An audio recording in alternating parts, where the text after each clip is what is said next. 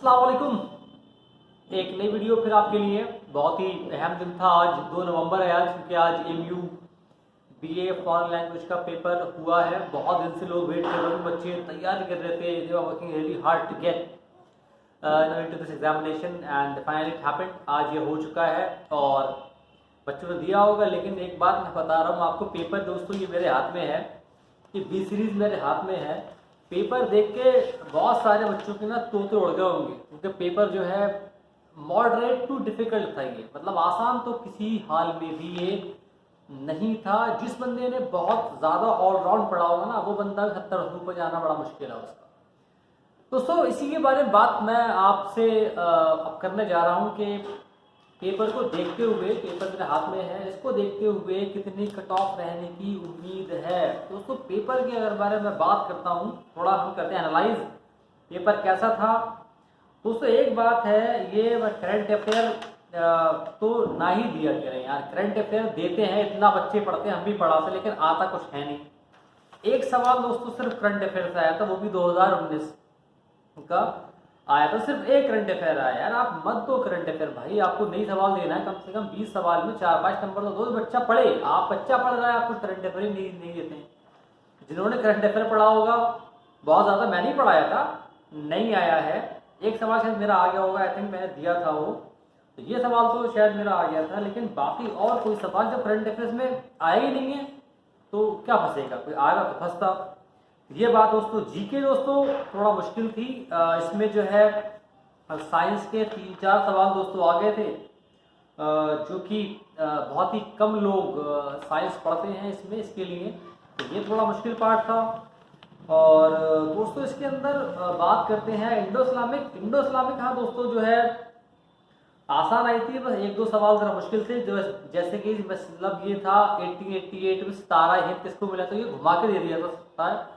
ये जो सवाल था ये था night star commander of India Syed को मिला, थोड़ा घुमा के दे दिया था। बहुत सारे बच्चे जो हैं इसमें घूम गए होंगे।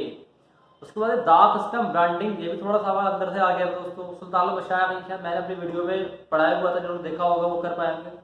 बाकी हाँ दोस्तों आसान था। उसके अलावा ये सवाल दोस्तों नया आया था कि मोहम्मद गौरी ने पहली बार इंडिया पे क्या बेटा किया था, तो ये सवाल थोड़ा अंदर से आ गया था। 1175 इसका आंसर है वैसे, तो ये सवाल जरा अंदर से आ गया। तो दोस्तों जीके वाला पार्ट मेरे ख्याल से ये मॉडरेट टू डिफिकल्ट था, आसान तो किसी भी हाल में नहीं था। हाँ कह सकते हैं कि आप 3-4 सवाल दोस्तों शायद मैं समझता हूँ आसान हों, क्योंकि साइंस से भी इसके अंदर 5 सवाल तो साइंस से ही आए थे। जैसे कि इलेक्ट्रिसिटी वाला आ गया था, सेल वाला, डॉल्टन वाला आ गया था, मैग्नीशियम वाला आ गया था, ये मैग्नीशियम इसमें वाला आ गया था, ड्रैफाइट वो आपका आ गया था, मतलब स्काई ब्लू वाला आ गया था।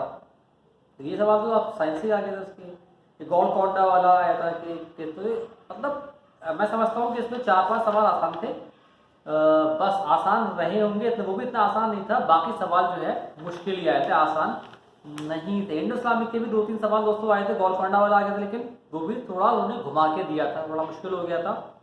उसके बाद मतलब मुगल एम्पायर इंडिया में नहीं आया था, किसने एक्चुअली स्टार्ट किया था, तो ये सवाल भी थोड़ा अंदर से आ गया था, थोड़ा मुश्किल था। बच्चे बहुत ही कम बच्चे कर पाए इस सवाल को भी। और सुल्तान मशाइख निजामुद्दीन औलिया साहब हैं, लेकिन ये भी थोड़ा सा अंदर से आ गया था। तो ये था दोस्तों उसके मेरा मतलब जीके पे मेरा एनालिसिस। और अब बात करते हैं आपकी जो है आपका रीजनिंग दोस्तों जो आती थी ना, कोडिंग डिकोडिंग, वो सब गायब कर दी। नो डिस्टेंस सवाल, नो ब्लड रिलेशन का सवाल, नो मैट्रिक्स, नो एनालॉजी भी एक ही आई थी। इसमें भी 3-4 सवाल मैथ्स के आ गए थे, जो मैं समझता हूँ जिन्होंने मैथ्स नहीं पढ़ी होगी वो इसको नहीं कर पाए होंगे।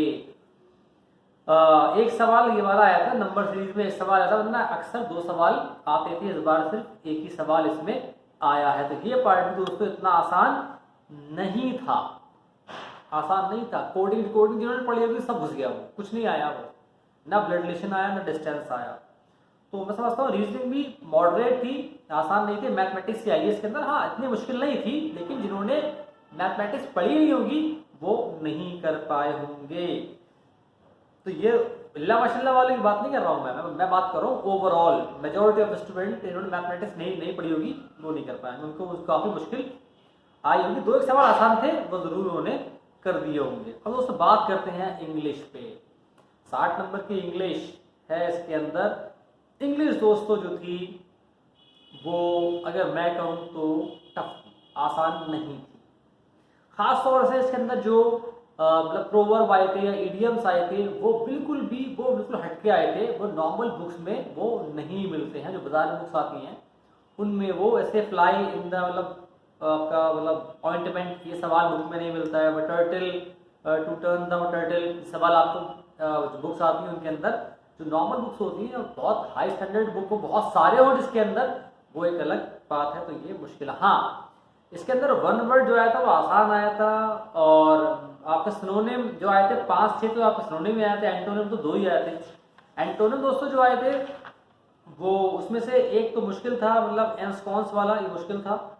कोई शायद ही कोई कर पाया होगा इसको। बाकी सिनोनिम दोस्तों जो थे वो थे 50-50, मतलब आधे मुश्किल थे, आधे जो है वो आसान थे। आधे तो आसान थे, आधे मुश्किल थे, ये मैंने आपको बता दिया दोस्तों। उसके अलावा इसके अंदर जो वो आए थे मतलब प्रीपोजिशन, वो भी कोई इतने आसान नहीं, थोड़े से वो कंफ्यूजिंग थे। वैसे जिन्होंने पढ़ा होगा वो कर पाए होंगे, लेकिन बहरहाल ऐसा नहीं था कि आप फौरन, कई तो आसान थे लेकिन सारे आसान नहीं थे। कुछ मुश्किल भी आए थे, तो वो पार्ट थोड़ा बच्चों को मुश्किल लगा होगा। तो मेरे हिसाब से दोस्तों ये पेपर जो था आपका इंग्लिश का भी मैं समझता हूँ कि मॉडरेट टू डिफिकल्ट था, आसान तो नहीं था। आसान का मतलब ये होता है जब आप लगभग 60 में से 45 सवाल आसान हो, 15 सवाल मुश्किल। लेकिन मैं समझता हूँ उसमें कम से कम 25 सवाल जो थे होंगे वो थोड़े मुश्किल रहे होंगे, बल्कि 30 सवाल ज़रा मुश्किल रहे होंगे, क्योंकि वैसे भी सिनोनिम एंटोनिम बच्चे ज़्यादा नहीं कर पाते हैं, मुश्किल होते हैं ये काफ़ी। तो ये दोस्तों मेरा था पेपर के बारे में। ये इंग्लिश मैंने बताया मुश्किल थी, जीके मुश्किल थी, इंडो इस्लामिक ठीक थी, इतनी मुश्किल नहीं थी, आसान थी। 2-3 सवाल ज़रा थोड़ा घुमा के आ गए थे, मुश्किल आ गए थे, लेकिन उसके अलावा आसान था। और रीजनिंग में सारे रिपोर्टें बना नहीं आया था, तो रीजनिंग भी मैं समझता हूँ 50-50 थी, ज़्यादा ऐसा नहीं था कि बिल्कुल हलवा थी, बच्चे फॉर्म इसको कर ले गए। अब मैं बात करता हूँ उसकी दोस्तों मतलब कट ऑफ की। पेपर देखने के बाद पेपर मेरे हाथ में है, तो दोस्तों मैंने पहले बताया था 60 नंबर, लेकिन अब पेपर देखने के बाद मैं ये कहता हूँ जो बच्चा एक्सटर्नल होगा ना, जिसके 50 नंबर आ गए, 50 नंबर इसके आ गए काट पीट के सब, उसका एडमिशन जिस लैंग्वेज में जाएगा वो उसमें हो जाएगा। 50 तो पक्का कह रहा हूँ मैं, उसका कम ही जाएगा कट ऑफ। बात करते हैं इंटरनल स्टूडेंट की। इंटरनल स्टूडेंट का दोस्तों इस पेपर को देखते हुए मेरे ख्याल से 35 नंबर पे उनका एडमिशन पक्का है। किसी भी लैंग्वेज में 35 नंबर पे उनका एडमिशन हो जाएगा। एक्सटर्नल का भी 50 पे तो पक्का है, और उससे कम पे भी मेरे ख्याल से हो सकता है। लेकिन मैं आपको बता रहा हूँ सेफ साइड, वो है 50 नंबर। अगर आपके आ गए तो आप अपने बैग पैक्स कर लें, मतलब बैग पैक कर लें एमयू में आने के लिए। You are definitely going to get through this examination. इससे कम भी जा सकती है, और लेकिन फिर वहां पर आपकी पसंदीदा लैंग्वेज आपको नहीं मिल सकती है। मिल जाए अलग बात है, लेकिन 50 पे जो चाहेंगे वो आपको मिल जाएगा। और मेरे ख्याल से हाईएस्ट मार्क्स भी इस पेपर में रहे ना, हाईएस्ट बता रहा हूँ, हाईएस्ट 65 से ऊपर बहुत ज़्यादा मुश्किल है। बहुत बच्चा गया बहुत ज़्यादा तो 70, इससे ऊपर नंबर आएंगे भी। तो अगर आपके इतने नंबर आ जाए, तैयारी कर लीजिए, एमयू में नंबर आपका आ जाएगा। पेपर मुश्किल था, कट ऑफ कम रहेगी। कितनी कम रहेगी? 45 में रहती है वो एक्सटर्नल के लिए, ये अब बाद में हम देखेंगे। 50 नंबर पे पक्का है एक्सटर्नल का एडमिशन किसी भी लैंग्वेज में, इंटरनल 35। तो ये था मेरा इस पेपर पे दोस्तों, मतलब थोड़ा एक मेरा राय थी इसके ऊपर, मतलब एनालिसिस था। उम्मीद कर रहा हूँ पसंद आया होगा आपको। वीडियो आपने देखी होगी पूरी, और सब्सक्राइब कर लें, पहली बार है लाइक कर दें, वीडियो शेयर कर दें दोस्तों के साथ। सब बेचैन होंगे कितने की नंबर, कितने पे हो पाएगा नहीं हो पाएगा। मैंने आपको बहुत एक बैलेंस्ड व्यू दिया है, और इंशाल्लाह मेरी बात सही भी निकलेगी, मुझे ऐसी पूरी उम्मीद है। मैं मिलता हूँ आपसे अगली वीडियो में। अस्सलाम वालेकुम रहमतुल्लाहि व बरकातहू।